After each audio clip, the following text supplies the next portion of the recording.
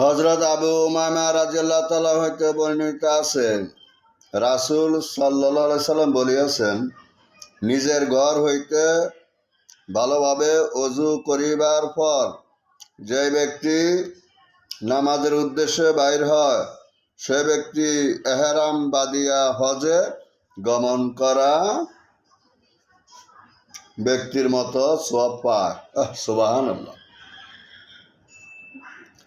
আর যে ব্যক্তি শাশ্বত নামাজ আদায় করিবার উদ্দেশ্যে কষ্ট করিয়া ঘর হইতে বাইর হয়, তাহাকে উমরা করিবার সওয়াব প্রদান করা হয়। সুবহানাল্লাহ।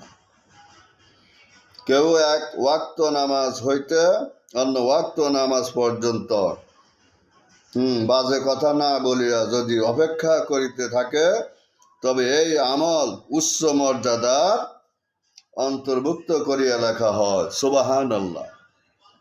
আল্লাহ কবুল করুক। আমরা সবাই আমল করার তৌফিক দান করুক। বেশি বেশি শেয়ার করে দিবেন, নিজে শুনবেন, আবার এটা শেয়ার করে দিবেন, দেখবেন যে এই নাকি আপনিও পাইতে থাকবেন। হযরত আবু হুরায়রা রাদিয়াল্লাহু তাআলা হইতে বর্ণিত আছে, রাসূল সাল্লাল্লাহু আলাইহি সাল্লাম বলিয়াছেন, তোমাদের মধ্যে কেহ যদি ওযু করে এবং ওযুকে পূর্ণতা দেয়, তারপরে নামাজের উদ্দেশ্যে মসজিদে যায়, আল্লাহ তাআলা তাহার উপর খুশি হন।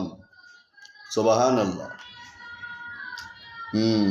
দূরে চলিয়া যাওয়া কোনো আত্মীয় আসিলে ঘরের লোকেরা যেরূপ খুশি হন, আল্লাহ তাআলা সেরূপ খুশি হন।